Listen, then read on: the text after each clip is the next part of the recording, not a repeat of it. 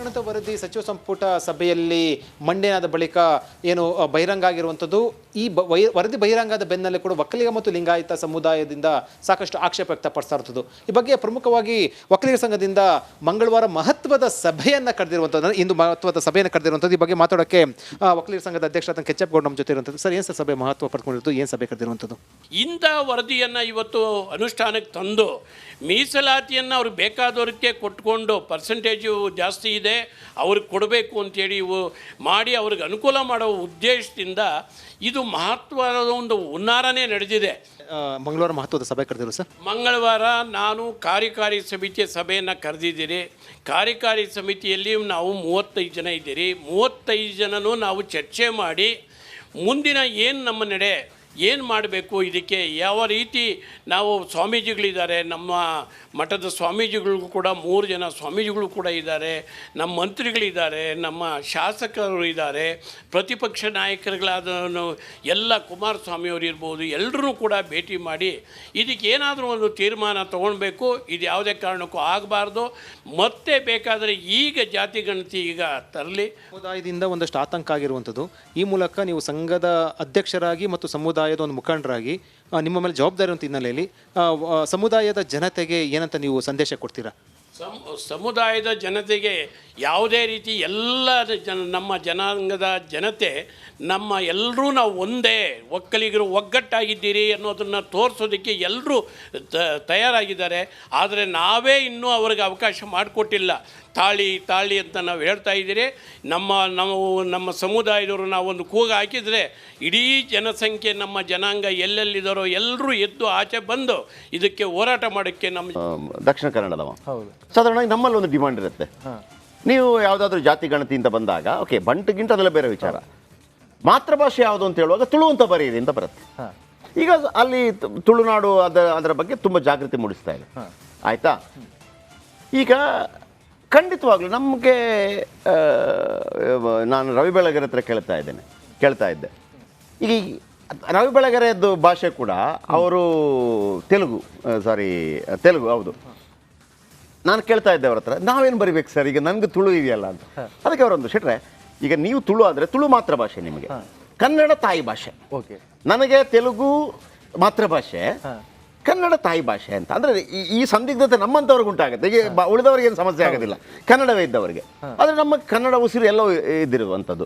ಹಾಗೆಯೇ ನಮಗಲ್ಲಿ ಕೇಳಿದಾಗ ನಿಮ್ಮ ಭಾಷೆ ಯಾವುದು ಅಂತ ಕೇಳುವಾಗ ತುಳು ಬರೀರಿ ಅಂತ ಹೇಳ್ತಾರೆ. ಹೌದು, ಅದರ ತಪ್ಪು ಸುಳ್ಳೇನಿಲ್ಲ. ಅದರ ಅರ್ಥ ನಾವು ಮತ್ತೊಂದು ಹೋಗ್ತೀವಿ ಅಂತಲ್ಲ. ಈಗ ಕರ್ನಾಟಕದಲ್ಲಿ ಬ್ಯಾರಿ ಭಾಷೆ ಅಂತಿದೆ. ಬ್ಯಾರಿ ಭಾಷೆ, ಹೌದು, ನಕ್ಕನಿಕ್ಕ ಭಾಷೆ ಅಂತ ಕರೀತಾರೆ ನಾವಲ್ಲಿ. ಬ್ಯಾರಿ ಭಾಷೆ ಅದು ಮಲಯಾಳಂ ಅಲ್ಲ, ಬ್ಯಾರಿ ಭಾಷೆ. ಎಂದ್ರಲ್ಲ ಬಾವ, ನೀ ಎಂಡೆ ಪೊಂಡೆ ಎಲ್ಲ ಈ ನಮ್ಮ ಬದ್ರು ಎಲ್ಲ ಮಾತಾಡ್ತಾರೆ, ನಮ್ಮ ಹಮೀದ್ ಎಲ್ಲ ಮಾತಾಡ್ತಾರೆ. ಒಂದು ಅದು ಕರ್ನಾಟಕದಲ್ಲಿರುವಂಥ ಭಾಷೆ. ಈಗ ಕೊಡಗಿನಲ್ಲಿ ಕೊಡಗು ಭಾಷೆ ಇದೆಯಲ್ಲ, ಹೌದು, ಈ ನಮ್ಮ ಸೋಮಣ್ಣ ಮಾಚಿಮಾಡ ಎಲ್ಲ ಮಾತಾಡ್ತಾರೆ. ಅದು ಕರ್ನಾಟಕದ ಭಾಷೆ, ಅದು ಕರ್ನಾಟಕದ ಒಂದು ಭಾಷೆ. ಹಾಗೆಯೇ ತುಳು, ಹಾಗೆಯೇ ಕೊಂಕಣಿ. ಆಯಿತಾ? ಕನ್ನಡ ಸವಿಸ್ತಾರವಾಗಿರುವಂಥ ಭಾಷೆ. ನಾನು ಯಾಕೆ ಹೇಳಿದೆ ಅಂದರೆ, ನಾವು ಆ ಭಾಷೆ ಬರೆಯುವಾಗ ಇಲ್ಲಿ ಏನಾಗಿದೆ, ಒಂದು ನೀವು ಲಿಂಗಾಯತ ಬರೀರಿ ಅಥವಾ ವೀರಶೈವ ಲಿಂಗಾಯತ ಬರೀರಿ ಅನ್ನುವಂಥದ್ದು ಅಖಿಲ ಭಾರತ ವೀರಶೈವ ಲಿಂಗಾಯತ ಮಹಾಸಭೆಯಲ್ಲಿ ತೆಗೆದುಕೊಂಡ ನಿರ್ಧಾರ. ಅದು ಹಿಂಗೆ ಬರ್ಕೋಬೇಕು, ಮತ್ತೊಂದು ಬರ್ಕೋಬೇಕು ಅಂತೇಳಿ. ಅದರಿಂದ ಯಾವುದೇ ಲಿಂಗಾಯತರಿಗೆ ಮತ್ತೊಬ್ಬರಿಗೆ ತೊಂದರೆ. ಈಗ ಒಕ್ಕಲಿಗರಲ್ಲಿ ಒಂದು 10-15 ವಿಧ ಇದೆ. ಬಟ್ ಒಗ್ಗೂಡಿದಾಗ ಒಕ್ಕಲಿಗರು, ಇಲ್ಲಿ ಮಲಯಾಳಿಗಳಿರ್ಬೋದು, ತುಳುವರಿರ್ಬೋದು, ಅಥವಾ ಯಾರು ಕೂರ್ಗೀಸ್ ಇರ್ಬೋದು, ಒಟ್ಟು ಸೇರಿದಾಗ ಎಲ್ಲ ಕನ್ನಡಿಗರು. ಅದೇ ಥರ ಇಲ್ಲಿ ಈಗಲೂ ಅತಿ ದೊಡ್ಡ ಇವರು ಯಾಕೆ ಕಂಪ್ಲೇಂಟ್ ಮಾಡ್ತಾ ಇದ್ದಾರೆ ಅನ್ನೋದು ನನಗೆ ಈಗ ನಾನು ಮೊನ್ನೆಯಿಂದ ಹೇಳ್ತಾ ಇದ್ದೆ. ಇಲ್ಲಿ ತನಕ ಅವರೇನಿತ್ತು, ನಮ್ಮನ್ನು ಕಡಿಮೆ ತೋರಿಸ್ತಾ ಇದ್ದಾರೆ, ನಮಗೆ ಇದು ಕಡಿಮೆ ಆಗುತ್ತೆ, ಪ್ರಾಬಲ್ಯ ಕಡಿಮೆ ಆಗುತ್ತೆ. ಪ್ರಾಬ್ಲಮ್ ಏನು ಅಂತಂದರೆ 224 ಸೀಟ್ ಇದೆ, ಲಿಂಗಾಯತರು 17% ಇದೆ ಅಂತ ಹೇಳುವಾಗ ಜಾಸ್ತಿ ಕೊಡ್ತಾರೆ. ಸೆಕೆಂಡ್ ಎಷ್ಟು ಇವರು ಕೊಡ್ತಾರೆ, ಯಾರಿಗೆ? ಒಕ್ಕಲಿಗೆ ಕೊಡ್ತಾರೆ. ಇದು ಎಸ್ ಸಿಗಳು ನಂಬರ್ 1 ಬಂದರು, ಮುಸ್ಲಿಮರು ನಂಬರ್ 2 ಬಂದರು, ನಂಬರ್ 3 ಲಿಂಗಾಯತರು ಬಂದರು, ನಂಬರ್ 4 ಒಕ್ಕಲಿಗರು ಬಂದರು ಅಂತ ಹೇಳುವಾಗ ನಂಬರ್ 3 ಮತ್ತು ನಂಬರ್ 4 ಇದ್ದ ಒಕ್ಕಲಿಗರು ಮತ್ತು ಲಿಂಗಾಯತರಿಗೆ ಒಂದು ಆತಂಕ ಶುರುವಾಗುತ್ತೆ. ನಮಗೇನು ಇವತ್ತು ಸಮಸ್ಯೆ ಇಲ್ಲ, ನಾಳೆ 10 ವರ್ಷ ಕಳೆದಂದರೆ ನಿಮ್ಮ ಜನಸಂಖ್ಯೆ ಕಡಿಮೆ ಇದೆಯಪ್ಪ, ಅಷ್ಟು ಕೊಡೋಕ್ಕಾಗಲ್ಲ ಮಂತ್ರಿಗಿರಿ, ಸಮುದಾಯಕ್ಕೆ ತೊಂದರೆ ಆಗುತ್ತೆ ಅಂತ ಹೋರಾಟ. ಇಲ್ಲಿ ಪರ್ಸೆಂಟೇಜ್ ಇದು ಜಾಸ್ತಿ ಆಗಿದೆ, ಅದು ಏನಾಗುತ್ತೆ ಗೊತ್ತಿಲ್ಲ. ಓಕೆ, ಕೆಂಚಪ್ಪ ಗೌಡರು ಮಾತಾಡಿದರೆ ಯಾವುದು ಗಣತ ವರದಿ ಸಚಿವ ಸಂಪುಟ ಸಭೆಯಲ್ಲಿ ಮಂಡನೆಯಾದ ಬಳಿಕ ಏನು ಬಹಿರಂಗ ಆಗಿರುವಂಥದ್ದು. ಈ ವರದಿ ಬಹಿರಂಗ ಆದ ಬೆನ್ನಲ್ಲೇ ಕೂಡ ಒಕ್ಕಲಿಗ ಮತ್ತು ಲಿಂಗಾಯತ ಸಮುದಾಯದಿಂದ ಸಾಕಷ್ಟು ಆಕ್ಷೇಪ ವ್ಯಕ್ತಪಡಿಸ್ತಾ ಇರ್ತದ್ದು. ಈ ಬಗ್ಗೆ ಪ್ರಮುಖವಾಗಿ ಒಕ್ಕಲಿಗರ ಸಂಘದಿಂದ ಮಂಗಳವಾರ ಮಹತ್ವದ ಸಭೆಯನ್ನು ಕರೆದಿರುವಂಥದ್ದು, ಇಂದು ಮಹತ್ವದ ಸಭೆಯನ್ನು ಕರೆದಿರುವಂಥದ್ದು. ಈ ಬಗ್ಗೆ ಮಾತಾಡೋಕ್ಕೆ ಒಕ್ಕಲಿಗರ ಸಂಘದ ಅಧ್ಯಕ್ಷ ಕೆಚ್ಚಪ್ಪ ಗೌಡ ನಮ್ಮ ಜೊತೆ ಇರುವಂಥದ್ದು. ಸರ್, ಏನು ಸರ್ ಸಭೆ ಮಹತ್ವ ಪಡ್ಕೊಂಡಿರೋದು, ಏನು ಸಭೆ ಕರೆದಿರುವಂಥದ್ದು? ಇಂಥ ವರದಿಯನ್ನು ಇವತ್ತು ಅನುಷ್ಠಾನಕ್ಕೆ ತಂದು ಮೀಸಲಾತಿಯನ್ನು ಅವ್ರಿಗೆ ಬೇಕಾದವ್ರಿಗೆ ಕೊಟ್ಕೊಂಡು ಪರ್ಸೆಂಟೇಜು ಜಾಸ್ತಿ ಇದೆ ಅವ್ರಿಗೆ ಕೊಡಬೇಕು ಅಂತೇಳಿ ಇವು ಮಾಡಿ ಅವ್ರಿಗೆ ಅನುಕೂಲ ಮಾಡೋ ಉದ್ದೇಶದಿಂದ ಇದು ಮಹತ್ವದ ಒಂದು ಹುನ್ನಾರನೇ ನಡೆದಿದೆ. ಮಂಗಳವಾರ ಮಹತ್ವದ ಸಭೆ ಕರೆದಿರು ಸರ್. ಮಂಗಳವಾರ ನಾನು ಕಾರ್ಯಕಾರಿ ಸಮಿತಿಯ ಸಭೆಯನ್ನು ಕರೆದಿದ್ದೀರಿ. ಕಾರ್ಯಕಾರಿ ಸಮಿತಿಯಲ್ಲಿ ನಾವು 35 ಜನ ಇದ್ದೀರಿ. 35 ಜನನೂ ನಾವು ಚರ್ಚೆ ಮಾಡಿ ಮುಂದಿನ ಏನು ನಮ್ಮ ನಡೆ ಏನು ಮಾಡಬೇಕು, ಇದಕ್ಕೆ ಯಾವ ರೀತಿ ನಾವು ಸ್ವಾಮೀಜಿಗಳಿದ್ದಾರೆ, ನಮ್ಮ ಮಠದ ಸ್ವಾಮೀಜಿಗಳಿಗೂ ಕೂಡ 3 ಜನ ಸ್ವಾಮೀಜಿಗಳು ಕೂಡ ಇದ್ದಾರೆ, ನಮ್ಮ ಮಂತ್ರಿಗಳಿದ್ದಾರೆ, ನಮ್ಮ ಶಾಸಕರು ಇದ್ದಾರೆ, ಪ್ರತಿಪಕ್ಷ ನಾಯಕರುಗಳಾದ ಎಲ್ಲ ಕುಮಾರಸ್ವಾಮಿಯವರು ಇರ್ಬೋದು, ಎಲ್ಲರೂ ಕೂಡ ಭೇಟಿ ಮಾಡಿ ಇದಕ್ಕೆ ಏನಾದರೂ ಒಂದು ತೀರ್ಮಾನ ತೊಗೊಳ್ಬೇಕು. ಇದು ಯಾವುದೇ ಕಾರಣಕ್ಕೂ ಆಗಬಾರ್ದು. ಮತ್ತೆ ಬೇಕಾದರೆ ಈಗ ಜಾತಿ ಗಣತಿ ಈಗ ತರಲಿ. ಸಮುದಾಯದಿಂದ ಒಂದಷ್ಟು ಆತಂಕ ಆಗಿರುವಂಥದ್ದು. ಈ ಮೂಲಕ ನೀವು ಸಂಘದ ಅಧ್ಯಕ್ಷರಾಗಿ ಮತ್ತು ಸಮುದಾಯದ ಒಂದು ಮುಖಂಡರಾಗಿ ನಿಮ್ಮ ಮೇಲೆ ಜವಾಬ್ದಾರಿ ಅಂತ ಹಿನ್ನೆಲೆಯಲ್ಲಿ ಸಮುದಾಯದ ಜನತೆಗೆ ಏನಂತ ನೀವು ಸಂದೇಶ ಕೊಡ್ತೀರಾ? ಸಮುದಾಯದ ಜನತೆಗೆ ಯಾವುದೇ ರೀತಿ ಎಲ್ಲ ನಮ್ಮ ಜನಾಂಗದ ಜನತೆ ನಮ್ಮ ಎಲ್ಲರೂ ನಾವು ಒಂದೇ ಒಕ್ಕಲಿಗರು ಒಗ್ಗಟ್ಟಾಗಿದ್ದೀರಿ ಅನ್ನೋದನ್ನು ತೋರಿಸೋದಕ್ಕೆ ಎಲ್ಲರೂ ತಯಾರಾಗಿದ್ದಾರೆ.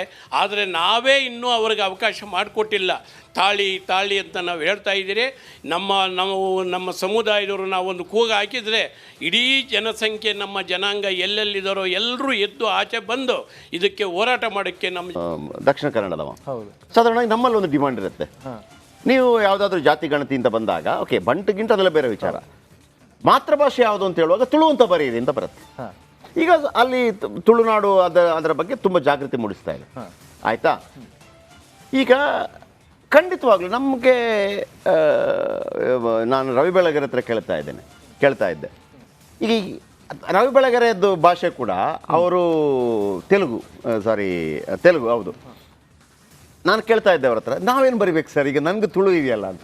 ಅದಕ್ಕೆ ಅವರೊಂದು ಶೆಟ್ರೆ, ಈಗ ನೀವು ತುಳು ಆದರೆ ತುಳು ಮಾತೃಭಾಷೆ, ನಿಮಗೆ ಕನ್ನಡ ತಾಯಿ ಭಾಷೆ, ಓಕೆ, ನನಗೆ ತೆಲುಗು ಮಾತೃಭಾಷೆ, ಕನ್ನಡ ತಾಯಿ ಭಾಷೆ ಅಂತ. ಅಂದರೆ ಈ ಸಂದಿಗ್ಧತೆ ನಮ್ಮಂಥವ್ರಿಗೆ ಉಂಟಾಗುತ್ತೆ. ಈಗ ಉಳಿದವ್ರಿಗೆ ಏನು ಸಮಸ್ಯೆ ಆಗೋದಿಲ್ಲ, ಕನ್ನಡವೇ ಇದ್ದವರಿಗೆ. ಆದರೆ ನಮ್ಮ ಕನ್ನಡ ಉಸಿರು ಎಲ್ಲೋ ಇದ್ದಿರುವಂಥದ್ದು. ಹಾಗೆಯೇ ನಮಗಲ್ಲಿ ಕೇಳಿದಾಗ ನಿಮ್ಮ ಭಾಷೆ ಯಾವುದು ಅಂತ ಕೇಳುವಾಗ ತುಳು ಬರೀರಿ ಅಂತ ಹೇಳ್ತಾರೆ. ಹೌದು, ಅದರ ತಪ್ಪು ಸುಳ್ಳೇನಿಲ್ಲ. ಅದರ ಅರ್ಥ ನಾವು ಮತ್ತೊಂದು ಹೋಗ್ತೀವಿ ಅಂತಲ್ಲ. ಈಗ ಕರ್ನಾಟಕದಲ್ಲಿ ಬ್ಯಾರಿ ಭಾಷೆ ಅಂತಿದೆ. ಬ್ಯಾರಿ ಭಾಷೆ, ಹೌದು, ನಕ್ಕ ಭಾಷೆ ಅಂತ ಕರೀತಾರೆ ನಾವಲ್ಲಿ. ಬ್ಯಾರಿ ಭಾಷೆ ಅದು ಮಲಯಾಳಂ ಅಲ್ಲ, ಬ್ಯಾರಿ ಭಾಷೆ. ಎಂದ್ರಲ್ಲ ಬಾವ ನೀ ಎಂಡೆ ಪೊಂಡೆ ಎಲ್ಲ ಈ ನಮ್ಮ ಭದ್ರು ಎಲ್ಲ ಮಾತಾಡ್ತಾರೆ, ನಮ್ಮ ಹಮೀದ್ ಎಲ್ಲ ಮಾತಾಡ್ತಾರೆ. ಒಂದು ಅದು ಕರ್ನಾಟಕದಲ್ಲಿರುವಂಥ ಭಾಷೆ. ಈಗ ಕೊಡಗಿನಲ್ಲಿ ಕೊಡಗು ಭಾಷೆ ಇದೆಯಲ್ಲ, ಹೌದು, ಈ ನಮ್ಮ ಸೋಮಣ್ಣ ಮಾಚಿಮಾಡ ಎಲ್ಲ ಮಾತಾಡ್ತಾರೆ. ಅದು ಕರ್ನಾಟಕದ ಭಾಷೆ, ಅದು ಕರ್ನಾಟಕದ ಒಂದು ಭಾಷೆ. ಹಾಗೆಯೇ ತುಳು, ಹಾಗೆಯೇ ಕೊಂಕಣಿ. ಆಯಿತಾ? ಕನ್ನಡ ಸವಿಸ್ತಾರವಾಗಿರುವಂಥ ಭಾಷೆ. ನಾನು ಯಾಕೆ ಹೇಳಿದೆ ಅಂದರೆ, ನಾವು ಆ ಭಾಷೆ ಬರೆಯುವಾಗ ಇಲ್ಲಿ ಏನಾಗಿದೆ, ಒಂದು ನೀವು ಲಿಂಗಾಯತ ಬರೀರಿ ಅಥವಾ ವೀರಶೈವ ಲಿಂಗಾಯತ ಬರೀರಿ ಅನ್ನುವಂಥದ್ದು ಅಖಿಲ ಭಾರತ ವೀರಶೈವ ಲಿಂಗಾಯತ ಮಹಾಸಭೆಯಲ್ಲಿ ತೆಗೆದುಕೊಂಡ ನಿರ್ಧಾರ. ಅದು ಹಿಂಗೆ ಬರ್ಕೋಬೇಕು, ಮತ್ತೊಂದು ಬರ್ಕೋಬೇಕು ಅಂತೇಳಿ. ಅದರಿಂದ ಯಾವುದೇ ಲಿಂಗಾಯತರಿಗೆ ಮತ್ತೊಬ್ಬರಿಗೆ ತೊಂದರೆ. ಈಗ ಒಕ್ಕಲಿಗರಲ್ಲಿ ಒಂದು 10-15 ವಿಧ ಇದೆ. ಬಟ್ ಒಗ್ಗೂಡಿದಾಗ ಒಕ್ಕಲಿಗರು, ಇಲ್ಲಿ ಮಲಯಾಳಿಗಳಿರ್ಬೋದು, ತುಳುವರಿರ್ಬೋದು, ಅಥವಾ ಯಾರು ಕೂರ್ಗೀಸ್ ಇರ್ಬೋದು, ಒಟ್ಟು ಸೇರಿದಾಗ ಎಲ್ಲ ಕನ್ನಡಿಗರು. ಅದೇ ಥರ ಇಲ್ಲಿ ಈಗಲೂ ಅತಿ ದೊಡ್ಡ ಇವರು ಯಾಕೆ ಕಂಪ್ಲೇಂಟ್ ಮಾಡ್ತಾ ಇದ್ದಾರೆ ಅನ್ನೋದು ನನಗೆ ಈಗ ನಾನು ಮೊನ್ನೆಯಿಂದ ಹೇಳ್ತಾ ಇದ್ದೆ. ಇಲ್ಲಿ ತನಕ ಅವರೇನಿತ್ತು, ನಮ್ಮನ್ನು ಕಡಿಮೆ ತೋರಿಸ್ತಾ ಇದ್ದಾರೆ, ನಮಗೆ ಇದು ಕಡಿಮೆ ಆಗುತ್ತೆ, ಪ್ರಾಬಲ್ಯ ಕಡಿಮೆ ಆಗುತ್ತೆ. ಪ್ರಾಬ್ಲಮ್ ಏನು ಅಂತಂದರೆ 224 ಸೀಟ್ ಇದೆ, ಲಿಂಗಾಯತರು 17% ಇದೆ ಅಂತ ಹೇಳುವಾಗ ಜಾಸ್ತಿ ಕೊಡ್ತಾರೆ. ಸೆಕೆಂಡ್ ಎಷ್ಟು ಇವರು ಕೊಡ್ತಾರೆ, ಯಾರಿಗೆ? ಒಕ್ಕಲಿಗೆ ಕೊಡ್ತಾರೆ. ಇದು SCಗಳು ನಂಬರ್ 1 ಬಂದರು, ಮುಸ್ಲಿಮರು ನಂಬರ್ 2 ಬಂದರು, ನಂಬರ್ 3 ಲಿಂಗಾಯತರು ಬಂದರು, ನಂಬರ್ 4 ಒಕ್ಕಲಿಗರು ಬಂದರು ಅಂತ ಹೇಳುವಾಗ ನಂಬರ್ 3 ಮತ್ತು ನಂಬರ್ 4 ಇದ್ದ ಒಕ್ಕಲಿಗರು ಮತ್ತು ಲಿಂಗಾಯತರಿಗೆ ಒಂದು ಆತಂಕ ಶುರುವಾಗುತ್ತೆ. ನಮಗೇನು ಇವತ್ತು ಸಮಸ್ಯೆ ಇಲ್ಲ, ನಾಳೆ 10 ವರ್ಷ ಕಳೆದಂದರೆ ನಿಮ್ಮ ಜನಸಂಖ್ಯೆ ಕಡಿಮೆ ಇದೆಯಪ್ಪ, ಅಷ್ಟು ಕೊಡೋಕ್ಕಾಗಲ್ಲ ಮಂತ್ರಿಗಿರಿ, ಸಮುದಾಯಕ್ಕೆ ತೊಂದರೆ ಆಗುತ್ತೆ ಅಂತ ಹೋರಾಟ. ಇಲ್ಲಿ ಪರ್ಸೆಂಟೇಜ್ ಇದು ಜಾಸ್ತಿ ಆಗಿದೆ. ಅದು ಏನಾಗುತ್ತೆ ಗೊತ್ತಿಲ್ಲ. ಓಕೆ, ಕೆಂಚಪ್ಪ ಗೌಡರು ಮಾತಾಡಿದ್ದಾರೆ.